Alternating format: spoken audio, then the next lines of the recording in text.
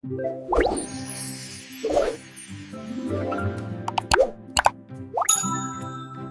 स्वागत है हमारे YouTube channel education for you में। दोस्तों, आप जुड़ चुके हैं हमारे चैनल एजुकेशन फॉर यू में। आपके लिए मैं बीएससी का 10 तारीख को केमिस्ट्री का होने वाला पेपर है, उसकी मैं स्लाइड लेके आया हूँ, जिसमें इंपॉर्टेंट क्वेश्चन है। पूरे के पूरे जो 13-14 क्वेश्चन है, ये पूरे के पूरे आपको एग्जाम में ऐसे के ऐसे देखने को मिलेंगे। चलिए दोस्तों, सेक्शन ए की ओर बढ़ते हैं। सेक्शन ए लेके आया हूँ मैं, सेक्शन बी बाद में लेके आऊँगा। पहले ये पढ़िए, उसके बाद में मैं सेक्शन बी लेके आऊँगा। ओके दोस्तों, सेक्शन ए में हमारा पहला क्वेश्चन है, सोंडिगर तरंग समीकरण क्या है। जो ये सोंडिगर तरंग समीकरण क्या है, इसको नीटा बोलते हैं। का महत्व क्या है? समीकरण है H/H महत्व है इसका पीसी इलेक्ट्रॉन तरंग के आयाम को दर्शाता है। जो इलेक्ट्रॉन तरंग का आयाम होता है उसको दर्शाता है। और किसी बिंदु पर इलेक्ट्रॉन के पाए जाने या मिलने किसी इलेक्ट्रॉन के पाए जाने या मिलने की जानकारी की प्रायिकता को दर्शाता है। किसी बिंदु पर इलेक्ट्रॉन पाए जाने की प्रायिकता को बताता है। ये सोंडियर समीकरण है। दूसरा प्रश्न हमारा शॉर्ट्स क्वेश्चन है। ये एक 2-2 नंबर के क्वेश्चन चल रहे हैं, जो इम्पोर्टेंट क्वेश्चन है। ऐसे के ऐसे आपको एग्जाम में देखने को मिल जाएंगे। हाइजेनबर्ग है ना, उसकी अनिश्चितता का सिद्धांत क्या है? वैसे तो ये इनऑर्गेनिक के चैप्टर हैं, फिजिकल में से है, इनऑर्गेनिक के चैप्टर चल रहे हैं, उनमें से है क्वेश्चन। किसी गतिशील अति सूक्ष्म कण जैसे इलेक्ट्रॉन की स्थिति, अक्स और संवेग p h बराबर 4 पाई हो गया, एम भी होता संवेग का एक साथ सही निर्धारण करना असंभव है। जो कि किसी गतिशील अति सूक्ष्म कण है जैसे इलेक्ट्रॉन की स्थिति, अक्स और संवेग p का साथ सही निर्धारण करना लगा। सूत्र होगा delta p greater than h/4 pi. क्या है? डेल्टा p ग्रेटर देन h/पाई। चलिए दोस्तों, आगे बढ़ते हैं। अगला हमारा तीसरा है, कक्षकों की आकृति। देखिए कक्षक क्या होते हैं। कक्षक देखिए S, P, D, F, ये कक्षक होते हैं। इनमें इलेक्ट्रॉन भरे जाते हैं कक्षकों में। इलेक्ट्रॉन भरे जाते हैं कक्षकों में। कक्षक देखिए, इनका बताना है। पी कक्षक की विशेषता बता सकते हो आप, इसको लॉन्ग बना सकते हो। और भी पी कक्षक की विशेषता, पी कक्षक गोलाकार होता है तथा एस कक्षक गोलाकार होता है तथा एस कक्षक में 2 इलेक्ट्रॉन आते हैं। पी कक्षक डमरू के आकार का होता है, ऐसे इस प्रकार का होता है, डमरू के आकार का होता है। और डी कक्षक होता है द्विडमरूकार। डी कक्षक कौन सा था? द्विडमरूकार। ये द्विडमरूकार भी होता है। पी एक्स हो सकता है, पी जेड एक्स हो सकता है, पी वाई जेड हो सकता है। ऐसे इसके भी 5 टाइप होते हैं। चलिए दोस्तों, अगले क्वेश्चन की ओर बढ़ते हैं। अगला क्वेश्चन हमारा, प्रभावी नाभिकीय आवेश क्या है?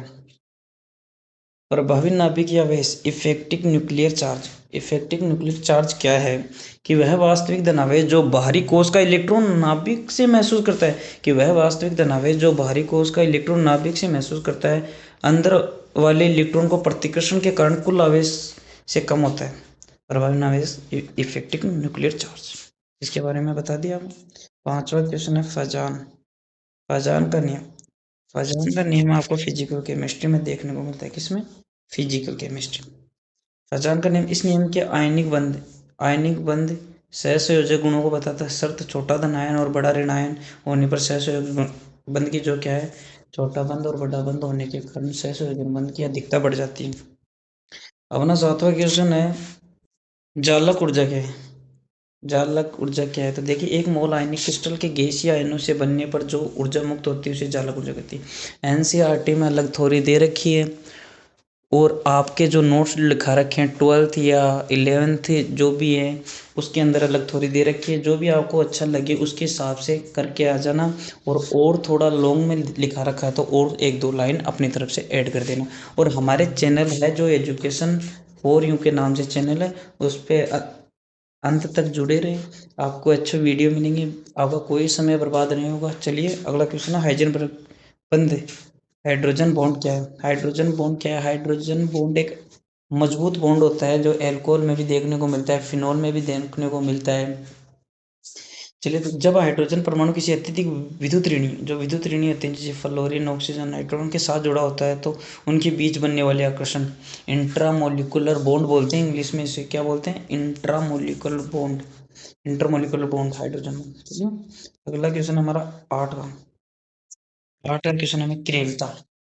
देखिए, क्रेल कार्बन किसे कहते हैं? पहले तो जानना, अपने को जानना क्या है कि क्रेल कार्बन क्या है। पहले तो ये बताना होगा आपको क्रेल कार्बन क्या होता है। जिसके चारों जिसके कोनों पे चारों संयोजकता अलग अलग होती है। जैसे ये कार्बन है, एक मिनट, ये कार्बन है, इस पे मेथिल समूह जुड़ा हुआ है, इस पे हाइड्रोजन समूह जुड़ा है, इस पे OH समूह जुड़ा है, इस पे COOH कार्बोक्सिलिक समूह जुड़ा है। जिस कार्बन चारों अलग अलग क्रियात्मक समूह जुड़े होते हैं उसे किरेल कार्बन कहते हैं। चलिए दोस्तों, तो वह अणु जो दर्पण प्रतिबिंब, सॉरी, वो किरेल था, ये किरेलता है। मैंने किरेल कार्बन के बारे में समझा था, ये किरेलता है।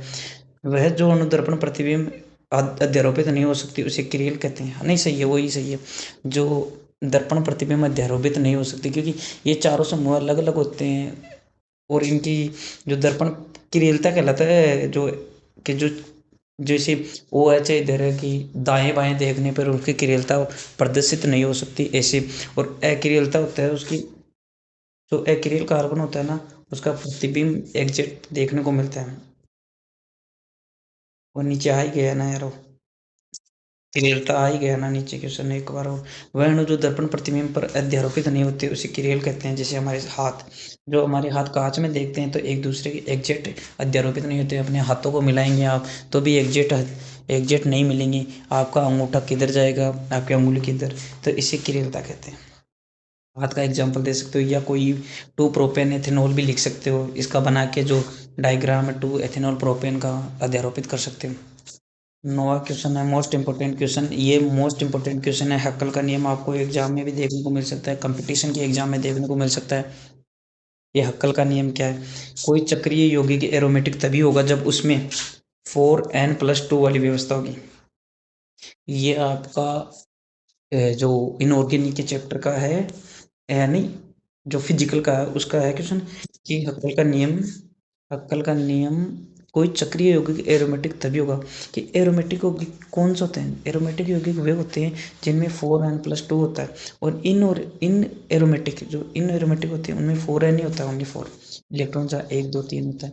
एक होते हैं एरोमेटिक, इन एरोमेटिक, ये होते हैं। तो दोस्तों 10वां क्वेश्चन हमारा प्रेरणिक और इलेक्ट्रोमेरिक प्रभाव से। ये 4 प्रभाव, आयनिक प्रभाव, इलेक्ट्रोमेरिक प्रभाव, प्रेरणिक प्रभाव, अनुनाद। ये अनुनाद तो इम्पोर्टेंट है। अनुनाद की संरचना बना के बेंजीन की भी संरचना आ सकती है, फिनोक्साइड की संरचना आ सकती है। अनुनाद को तो आपको याद ही रखना है, उसके बारे में तो आपको एक क्वेश्चन तो एग्जाम में जरूरी मिलेगा। 10वां क्वेश्चन है प्रेरणिक और इलेक्ट्रोमेरिक। प्रेरणिक प्रभाव ये स्थायी प्रभाव है, इसके बारे में और लिख सकते हैं हम, ये स्थायी प्रभाव है। और इलेक्ट्रोमेरिक क्या है कि यह स्थायी प्रभाव है जो केवल आक्रमणकारी अभिकर्मक में उपस्थित होता है। दोस्तों, आपको मैं पहले बता सकता हूँ, हमारे वीडियो पर कमेंट कर देना, आपको PDF मिल जाएगा, और हमारा चैनल एजुकेशन फॉर यू के नाम से उसको सब्सक्राइब कर लेना। जो चलिए दोस्तों, साथ ही मैं सेक्शन B भी लेके आ गया हूँ, शॉर्ट्स नोट्स ऑफ स्लाइड्स, लघुरात्मक क्वेश्चन। VCEPR सिद्धांत समझाइए। VC VCEPR सिद्धांत क्या है? NH3, इसको बोलते हैं एमीन, sp3 संकरण को एक लोन पेयर आकृति पिरामिड, जो NH3 है इसकी संरचना बना देना, तीनों हाइड्रोजन अलग अलग दर्शा देना नाइट्रोजन पे, और इसका sp3 संकरण होगा, आकृति पिरामिडी होगी, बंद कोण होगा 160 डिग्री, कुछ होगा H2 पे 2 लोन पेयर होंगे, और sp3 संकरण होगा। लोन पेयर जैसे ऑक्सीजन पे 3 लोन पेयर होते हैं, नाइट्रोजन पे 2 लोन पेयर होते हैं, इसे इनको लोन पेयर बोलते हैं, लोन पेयर बॉन्ड पेयर। और क्वांटम संख्या के बारे में बता देता हूँ। क्वांटम संख्या है जो मुख्य n कोश का आकार ऊर्जा बताता है। क्वांटम संख्या मुख्य कोश आकार और ऊर्जा बताता है। द्विगंजीय उपकोश की आकृति जैसे SPD अभी बताया था ना मैंने। चुंबक में m कक्षों का अभिविन्यास बताता है। चक्रण S इलेक्ट्रॉन घुमाने की दिशा बताता है। 1+ जो D D directional rotatory, clockwise, anti clockwise, तो बताता है क्वांटम संख्या। क्वांटम संख्या वैसे कक्षकों के बारे में जानकारी देता है। मुख्य बात करें तो ये 4 प्रकार के हो सकते हैं क्वांटम संख्या, एसपीडीएफ बता देंगे आप, इनके प्रकारों को समझा देंगे। तीसरा है अपना ऑटो बंद का क्रम, एमओटी सिद्धांत आता है। इनकी थ्योरी हैं, लॉन्ग थ्योरियाँ हैं, कितना भी लिखते लिखते जाओ, इनके एग्जाम्पल देते जाओ, खत्म ही नहीं होंगे। तो आपके हिसाब से लिख देना एमओटी क्या होता है, सूत्र बाउंड लिख देना, और इसमें त्रिबंध क्या होता है वो लिख देना। 4 का हमारा कार्बोकेटाइन का स्थायित्व। देखो कार्बोकेटाइन होता है उसका 3 डिग्री सबसे ज़्यादा होगा, 2 डिग्री सबसे ज़्यादा। 3 डिग्री किसे बोलते हैं, जो जैसे CH3, CH और CH2 इसके बीच में वो है जुड़ा होता है, इसे इसे बोलते हैं 2 डिग्री एल्कोहल। जो 3 पे जुड़ा होता है उसे 3 डिग्री एल्कोहल। ऐसे कारण पेरणिक प्रभाव को अति संयुग्मन हाइड्रोजन कारण सबसे ज़्यादा स्थायी होता है। पांचवा हमारा SN SN2